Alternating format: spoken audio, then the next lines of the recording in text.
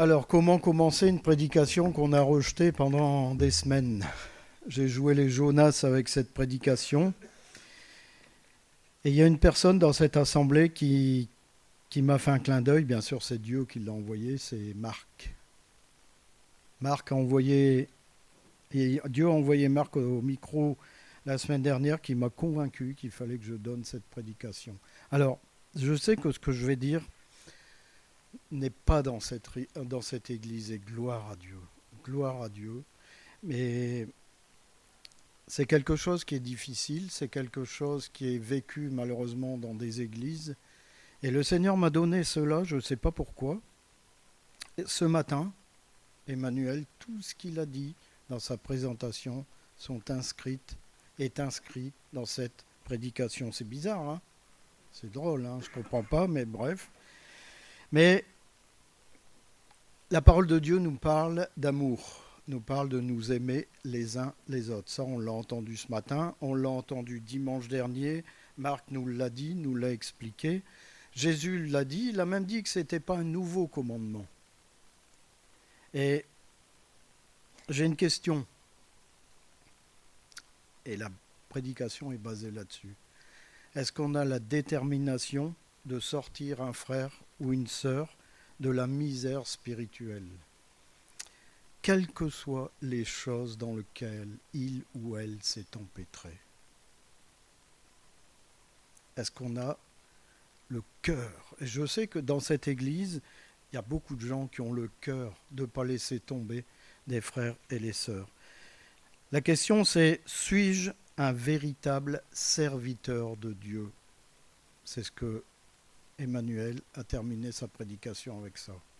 C'est beau de chanter, c'est beau de parler du Seigneur à son voisin, mais quand on laisse tomber son frère ou sa sœur qui est dans la mouise, parce qu'il y a deux façons, celui qui est dans le péché et celui qui est chargé de choses dont il ne sait pas se débarrasser.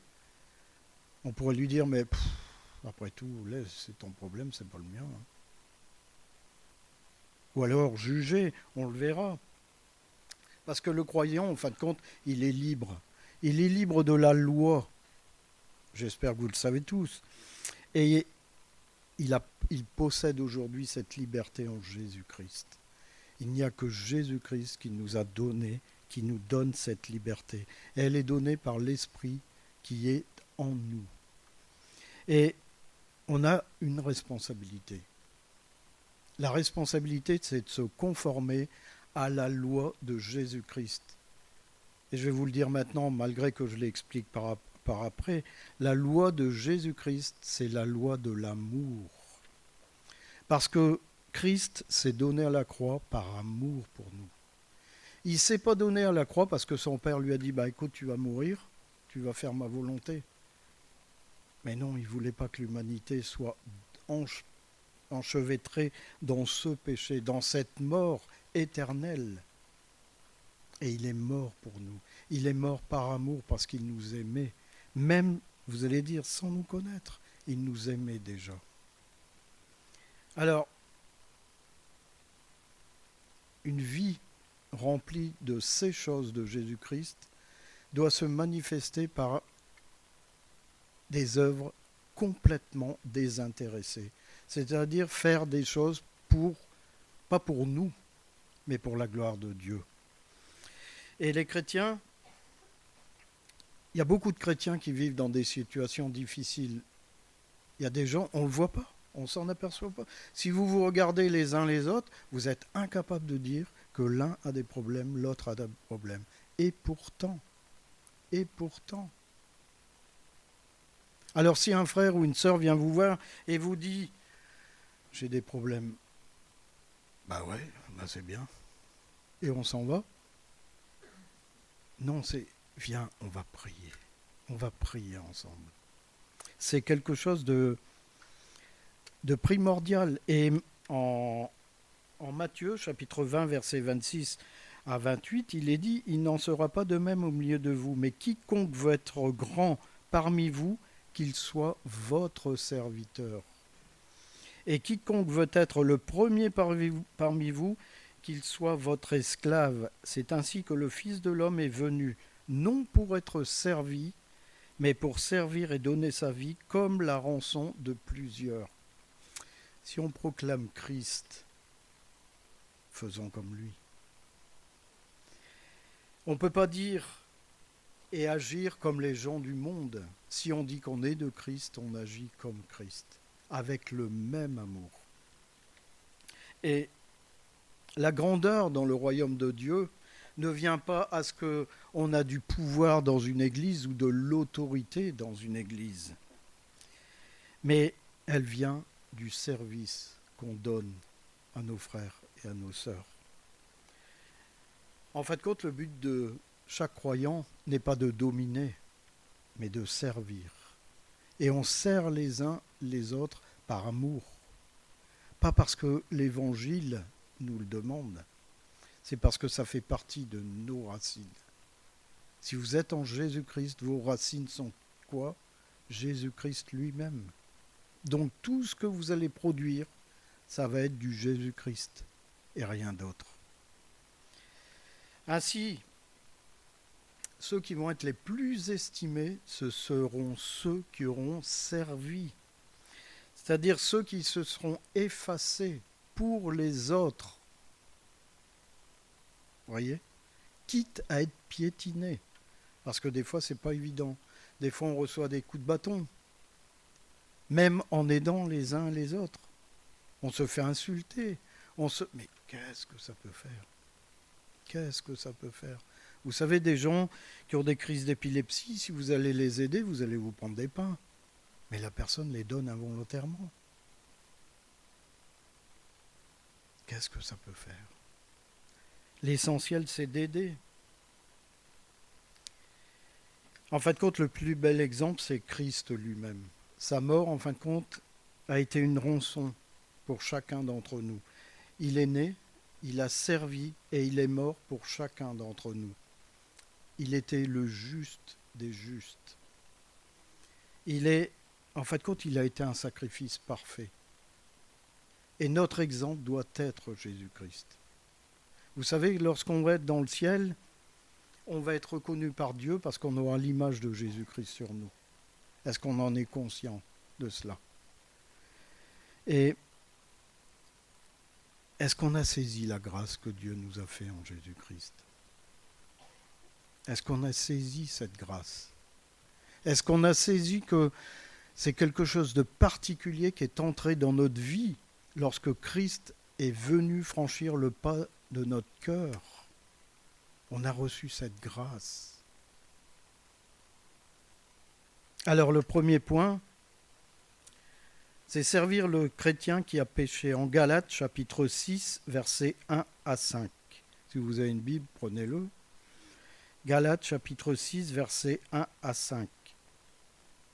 Frères, si un homme vient à être surpris en quelque faute, vous qui êtes spirituels, redressez-le avec un esprit de douceur. Prends garde à toi-même, de peur que tu ne sois aussi tenté. Portez les fardeaux les uns des autres, et vous accomplirez ainsi la loi de Christ. Si quelqu'un pense être quelque chose, qu'il ne soit rien, il s'abuse lui-même. Que chacun examine ses propres œuvres, et alors il aura sujet de se glorifier pour lui seul, et non par rapport à autrui, car chacun portera son propre fardeau. Vous voyez, dans tous ces versets, tout est résumé. Et il faut faire très attention de ne pas être trop haut de plafond, si vous voyez ce que je veux dire. Pas être trop hautain, se croire supérieur aux autres, c'est un très très gros danger. Parce que lorsqu'on est dans cette situation-là, on a une facilité, mais alors flagrante, c'est juger. On va juger la personne qui a des problèmes. On peut avoir des paroles très dures envers un frère et une sœur, parce que je ne comprends pas. Je ne comprends absolument pas. Moi, ça ne m'arriverait jamais. Moi, je peux vous dire que quand on est à ce point-là, il vaut mieux quitter l'église. Sincèrement. vaut mieux quitter l'Église, parce que je ne donne pas cher de la peau de celui ou celle qui a ce genre de propos. On peut s'apercevoir que souvent, il y a certains qui ont du mal à redresser quelqu'un avec douceur. Parce que normalement, lorsqu'on reçoit l'Esprit de Dieu en nous, qu'est-ce qui ressort de notre cœur? De l'amour, de la compassion, de la douceur. Si vous préférez, c'est l'inverse de ce que nous étions avant. Il n'y a plus de jugement. Pourquoi? Parce qu'on sait que c'est la grâce de Dieu qui nous a sortis de là où nous étions. Votre cœur avant, c'était tout pour moi. Voyez? Tout pour moi. Je vous dirais comme dit le monde, tout pour ma gueule. En Christ, c'est l'inverse. Vos mains s'ouvrent vers celui ou celle qui est devant vous. C'est-à-dire vous devenez la serpillière de la personne qui est devant vous. Il doit être en capacité de s'essuyer les pieds sur vous. Il vous insulte et la plupart du temps, ça décontenance les gens. Quand vous êtes là sans regimber, les gens ne savent plus quoi dire. C'est quelqu'un qui est en colère, si vous baissez le ton, tout doucement, vous allez voir que la colère va baisser. Alors que Jésus nous a appris justement à être le ton le plus bas. Le plus bas. Et lorsqu'on est dans cette position-là, qu'est-ce qu'on fait? On donne l'amour qu'on a reçu de Jésus-Christ. Tout simplement. Et quand je parlais des gens qui ont du mal à reprendre quelqu'un avec douceur, Paul en parle. Il y a 2 passages. Enfin, Jean, pardon. Il y a 2 passages. Et vous allez voir comme c'est flagrant à quel point on peut être stupide. En Jean chapitre 8, versets 3 à 5. Jean chapitre 8, versets 3 à 5. Alors les scribes et les pharisiens amenèrent une femme surprise en adultère et la plaçant au milieu du peuple, ils dirent « Jésus, maître !» Ils ont donné tous les titres. Cette femme a été surprise en flagrant délit d'adultère. Moïse dans la loi nous a ordonné de lapider de telles femmes. Toi donc, que dis-tu? La première chose qu'on peut remarquer dans ce passage, c'est l'intransigeance des scribes et des pharisiens. C'est marqué, on fait. Ils ne cherchent même pas à comprendre. Il fallait que cette femme soit lapidée selon la loi de Moïse. Qu'est-ce qu'il a fait, Jésus? Il a levé la tête, il n'a rien dit. Il l'avait déjà pardonné. Il l'avait déjà pardonné. Que celui qui n'a jamais péché lui jette la première pierre. Et tranquillement, il s'est mis à écrire dans le sable. Qu'aurions-nous fait à la place de Jésus? Oui, vous avez raison, il faut la tuer. Est-ce qu'on aurait dit ça? Le deuxième passage, c'est en Actes 21, versets 27 à 29. Là, vous allez voir le jugement. Ça va très vite. Sur la fin des 7 jours, les Juifs d'Asie, ayant vu Paul dans le temple, soulevèrent toute la foule et mirent la main sur lui en criant « Homme israélite, au secours! Voici l'homme qui prêche partout et à tout le monde contre le peuple, contre la loi et contre ce lieu. Il a même introduit des Grecs dans le temple et a profané ce saint lieu. » Car ils avaient vu auparavant Trophime d'Éphèse avec lui dans la ville, et ils croyaient que Paul l'avait fait entrer dans le temple. Ils n'ont rien vu, mais ils veulent lapider aussi Paul. Des Lucky Luke du jugement. Ils n'ont rien vu. Ils supposent, ils supposent que Paul a introduit un profane dans le temple. Merci pour l'eau. On a à prendre garde de ce genre de jugement. rapide. Merci.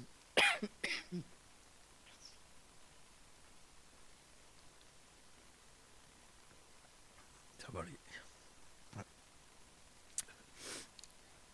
On a à prendre garde à ce genre de jugements qui sont très rapides, erronés, qui condamnent, et qui condamnent souvent faussement. Pourquoi ? Parce qu'on analyse la situation sans amour. On condamne une personne sans la connaître. Alors bien sûr, vous allez me dire, il faut faire attention, c'est pas les novices dans la foi qui peuvent reprendre quelqu'un. On ne va pas demander à un jeune baptisé d'aller vers un ancien chrétien et puis de commencer à reprendre ou autre chose, enfin reprendre entre guillemets, aller aider une personne. Il n'y a que les gens vraiment confirmés, des chrétiens ayant l'Esprit de Dieu. C'est pour ça qu'en Galates 5, 16, on dit « Je dis donc, marchez selon l'Esprit, et vous n'accomplirez pas les désirs de la chair. » Lorsqu'on marche dans cette position, tout ce qui est humain n'agit pas. Nos jugements, nos critiques, tout ce qui fait partie de notre ancienne vie sont coupés. Et il n'y a qu'un chrétien qui est dans cette position-là qui peut agir de cette façon. Si on n'est pas dans cette position-là, automatiquement, il va y avoir du jugement. Automatiquement, il y aura une condamnation. Mais quelqu'un qui a réellement l'Esprit de Dieu, il va porter la personne sur le trône de la grâce, au lieu de condamner. Et comme je disais tout à l'heure, ça sera toujours accompli avec douceur, avec amour, avec attention, avec empathie. Tout le caractère de Jésus-Christ. Et ce que je vous dis, faites très attention, parce qu'on le verra avec Jacques, et Paul le dit souvent d'ailleurs, avec la langue on tue quelqu'un. Il y a des gens qui n'ont pas fait attention, ils ont fait une simple réflexion. Il y a une personne qui était dans un mauvais état spirituel, ça l'a tué. Il y a des gens qui ont quitté des églises rien que pour une réflexion. Il faut faire très attention à ce qu'on dit. Et il faut faire très attention à ce qu'on juge. Parce qu'il faut garder en tête que nul ne peut être certain de ne jamais tomber dans le péché. On peut tous chuter. Et deuxième chose qui est importante, on peut également tomber dans ce qu'on juge. C'est-à-dire des années après, ce que vous avez jugé à un moment donné, vous allez faire exactement la même chose. Et ça, c'est grave. Parce qu'en 1 Corinthiens, chapitre 10, verset 12, on a cet avertissement. 1 Corinthiens, chapitre 10, verset 12, « Ainsi donc que celui qui croit être debout prenne garde de tomber. » Pourquoi on a des chrétiens qui chutent ? Parce qu'à un moment donné dans leur vie, au lieu d'aimer, au lieu d'être animés de l'esprit de Jésus-Christ, ils ont condamné, ils ont critiqué, ils ont jugé. Et en fait compte, quelques années après, ils sont tombés dans les choses qu'ils ont jugées. Nous qui sommes debout aujourd'hui, et on l'a entendu ce matin, gardons les yeux fixés sur Jésus-Christ. Parce que si on se détourne, je vous garantis, on l'a entendu également ce matin, que le malin viendra tout de suite, mais tout de suite pour vous faire tomber. Et pour me faire tomber aussi.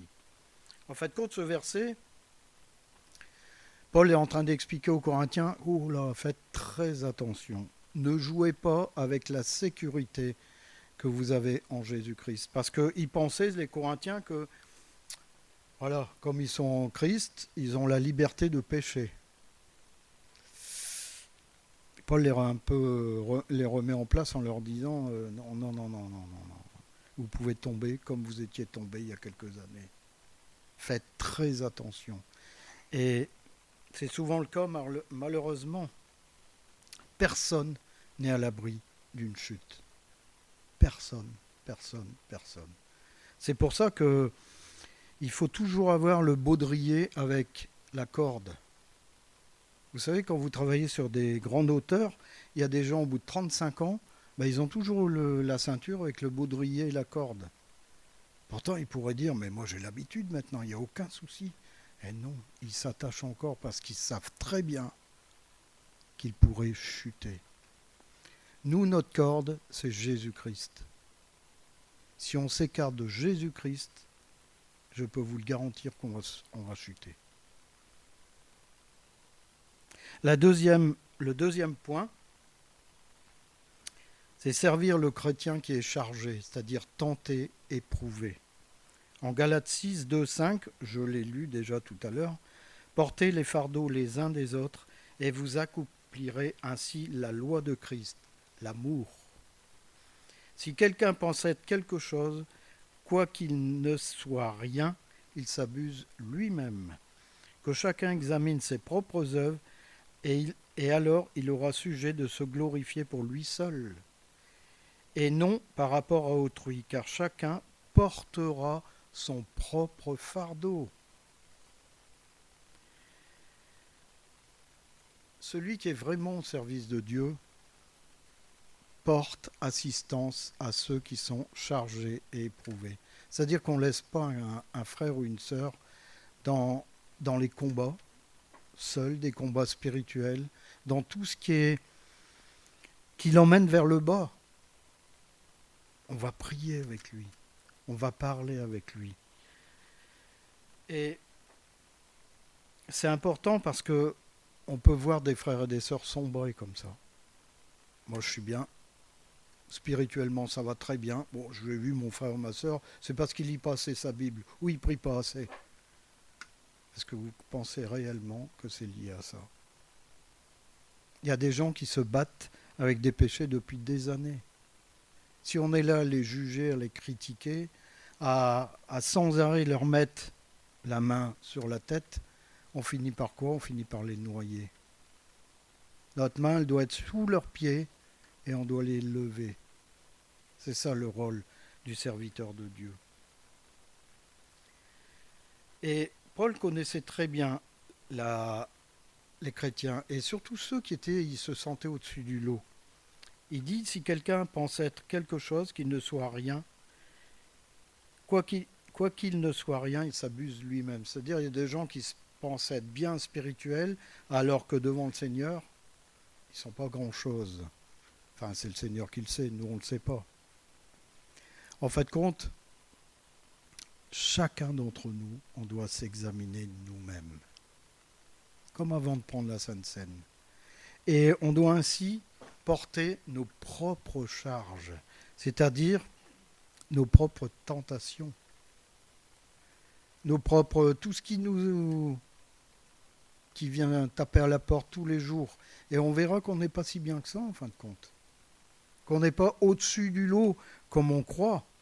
Parce que c'est de ça qu'il est question. On croit qu'on est au-dessus du lot, et pourtant, quand on fait le point de notre vie, on se dit, mais il y a ça qui ne va pas dans ma vie. Il y a ça qui ne va pas dans ma vie. Mais tout compte fait, je ne suis pas mieux que mon frère ou ma sœur que je juge ou critique.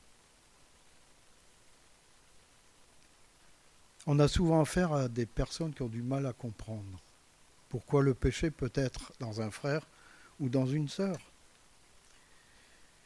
Parce que malheureusement, ils se sentent plus spirituels.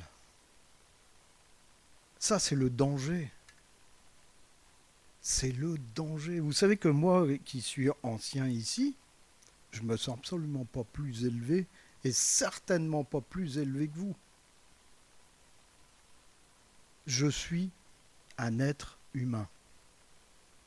Point final. Qui passera comme vous, je le dirai tout à l'heure, devant le tribunal de Christ. Vous pouvez être le plus grand des spirituels, vous pouvez avoir la science infuse, vous pouvez avoir l'Esprit de Dieu, dites-vous toujours, je suis un être humain.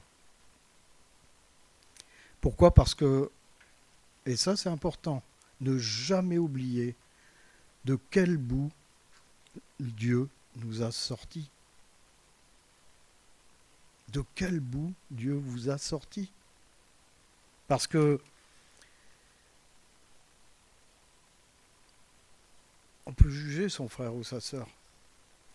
Mais des fois, on oublie que ce qu'on est en train de juger, on l'a fait il y a quelques années. Vous savez, quand je fais le point de ma vie, je me dis, mais ma boue était beaucoup plus nauséabonde que la personne que j'ai devant moi. Mais je me dis qu'en fin de compte, c'est ce qui me permet aujourd'hui de pouvoir aider un frère ou une sœur. C'est pas dire j'ai une position qui est élevée, donc je suis quelqu'un d'exceptionnel, je suis en capacité de te dire si c'est bien ou si c'est pas bien. Si on commence à réagir comme ça, on va se prendre un mur. Parce que Dieu va nous montrer où on en est encore. Mais si je me dis, si j'en suis là aujourd'hui, c'est là par la grâce de Dieu. Et je veux te faire connaître cette grâce. Je veux que tu entres dans le plan de Dieu. C'est ça le rôle du serviteur. En fait, vous avez compris que Galates 6, ici on parle des vrais combats spirituels, des véritables, qui sont écrasants, qui sont oppressants, celui de la tentation, de l'échec sur le plan spirituel, parce qu'on n'y arrive pas. Et si on ne trouve pas un frère ou une sœur qui est en capacité de nous aider, de nous comprendre, de prier avec nous, on est mort. Et ce n'est pas le rôle des anciens, ce n'est pas le rôle d'un pasteur, c'est le rôle de chacun d'entre vous. On est l'édifice, l'église. Chacun de nous est une pierre dans l'édifice. On a chacun à être lié par le même ciment, l'Esprit de Dieu. Donc si on voit une brique qui commence un peu à s'enlever, vous savez, le ciment qui ne colle plus, qu'est-ce qu'on fait ? On va la maintenir pour qu'elle reste, pour qu'elle soutienne en même temps que nous l'édifice.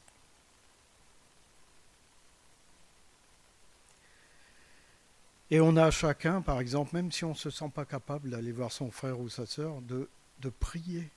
Quand on est au courant d'une situation, c'est pas je vais commencer à en parler à Emmanuel, je vais commencer à parler à Marie-Jeanne, je vais en commencer à parler à Alain, à Catherine. Non.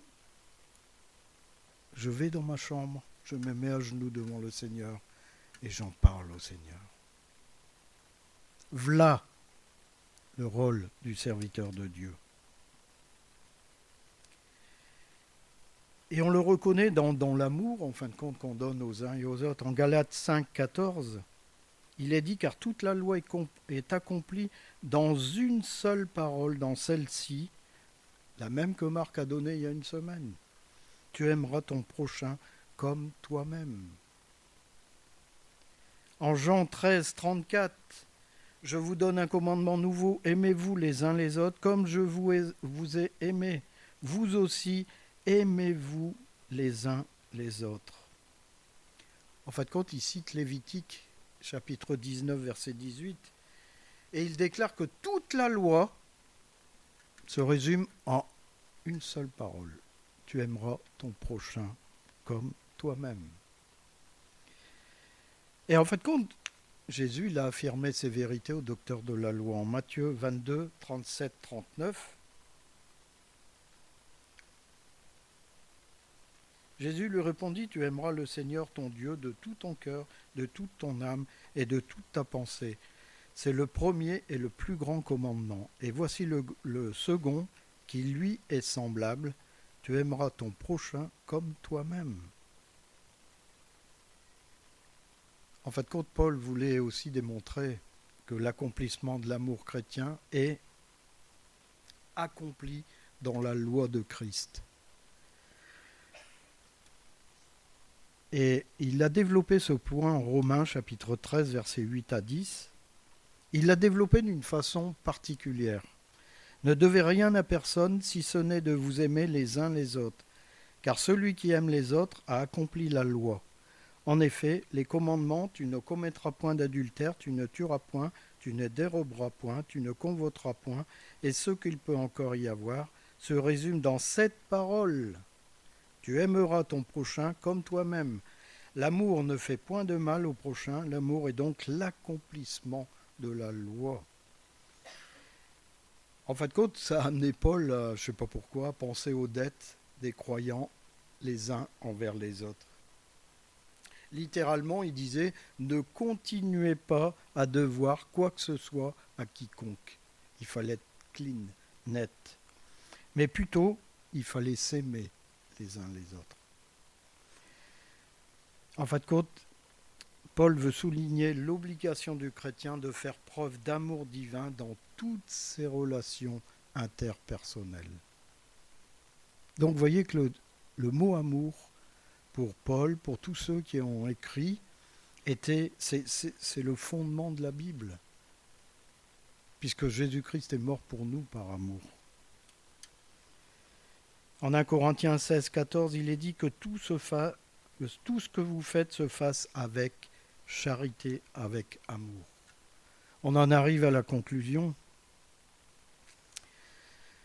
Servir, en fin de compte, c'est quoi? C'est aimer les personnes plus que nous. Quoi qu'il puisse arriver, quoi qu'il puisse nous être dévoilé. C'est-à-dire qu'on peut apprendre des choses sur quelqu'un des années après, notre amour ne changera pas. Parce qu'on a vite fait de jeter l'eau du bain et le bébé avec. Hein. C'est incroyable, j'ai appris ça, c'est inadmissible, c'est ceci, c'est cela, parce qu'on a oublié à un moment donné que on est capable d'en faire autant. Il est facile de juger, c'est facile de condamner. Mais ce qui est beaucoup plus difficile, c'est de relever quelqu'un qui est dans une position de péché. Parce que ça demande d'aller au-delà de nos jugements. Et vous savez qu'il y a des gens qui en sont incapables. Ils sont incapables. Parce que pour eux, c'est trop difficile. Ils vont être salis, ils vont être ceci, ils vont être cela. Mais non. Mais non. Si Jésus-Christ avait fait ça, il y a beaucoup de gens qui seraient encore sous les démons. Et il n'aurait pas annoncé l'évangile comme il l'a fait. Combien ont condamné un frère, ont condamné une sœur, ont même condamné une église. En oubliant que, et ça c'est important, on va avoir des comptes à rendre pour chacune de nos paroles et chacun des faits qu'on aura faits. En Hébreux chapitre 4, verset 13, « Nulle créature n'est cachée devant lui, mais tout est à nu et à découvert aux yeux de celui à qui nous devons rendre des comptes. » On va tous comparaître devant le tribunal de Christ et on a tous à rendre compte de la vie qu'on aura menée, des paroles qu'on aura prononcées et chacun de nos agissements.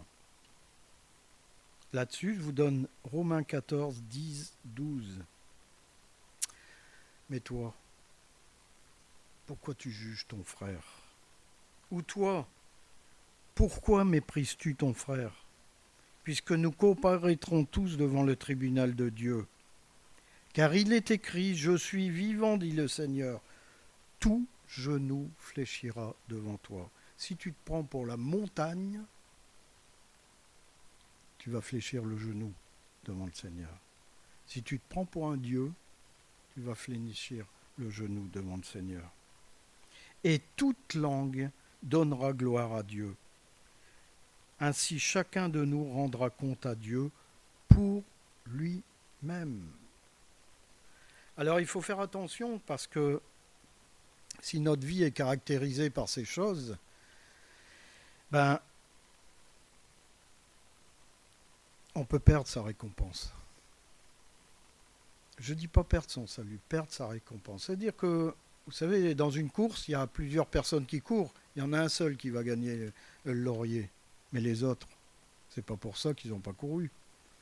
Mais on peut perdre sa récompense.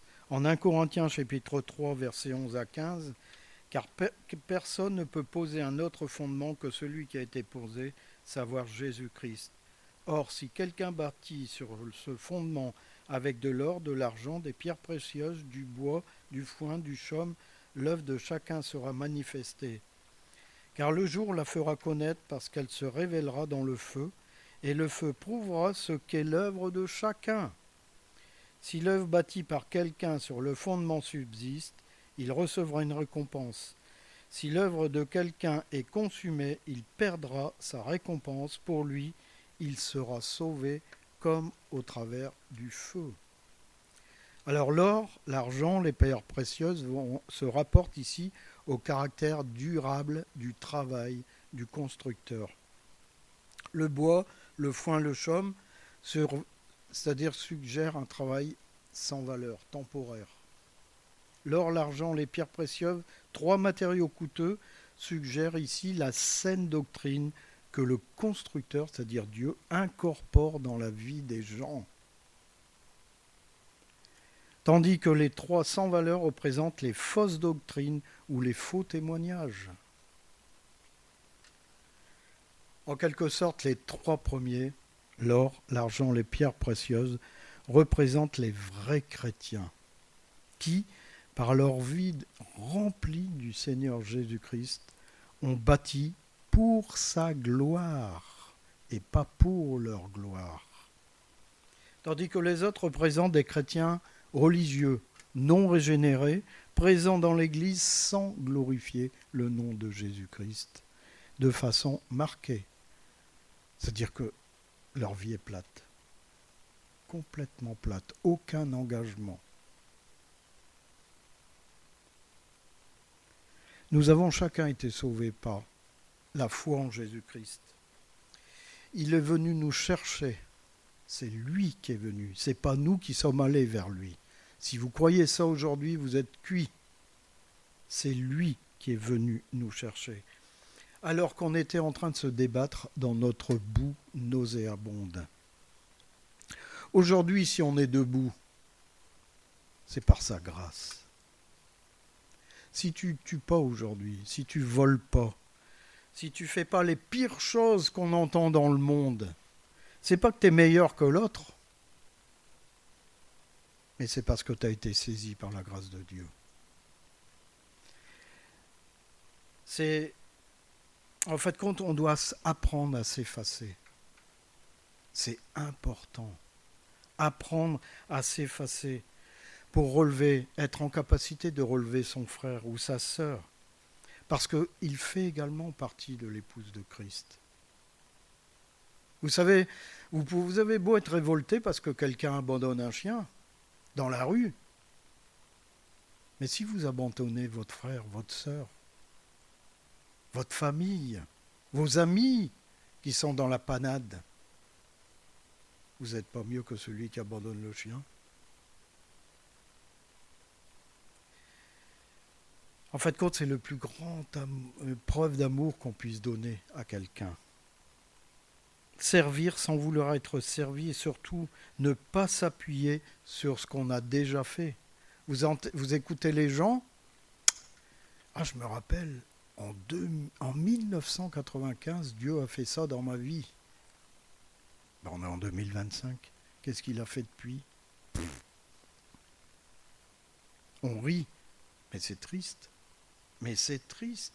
Et vous avez des gens qui vont s'appuyer sur juste cette chose-là. Et malheureusement, face au sacrifice de Jésus-Christ, ça ne représente absolument rien du tout. Nous avons en Jésus-Christ un modèle parfait. Son amour est infini, inconditionnel, transformateur. Il dépasse toute compréhension humaine. Il touche le cœur de chacun, peu importe nos faiblesses ou nos erreurs. Dans sa compassion, Jésus nous invite à nous rapprocher de lui, sans peur, car son amour guérit, restaure et donne la paix. Il est un refuge sûr dans les tempêtes de la vie, une lumière qui éclaire nos chemins obscurs. On doit méditer chacun sur l'amour dont Jésus-Christ a fait preuve. Un amour qui ne juge pas, qui pardonne sans compter, qui relève et qui se donne entièrement pour notre salut. Que cette vérité profonde nous inspire à aimer à notre tour, avec la même générosité, avec la même grâce, sans jugement, pour être capable de relever un frère, une sœur, quel que soit le péché qu'il a commis.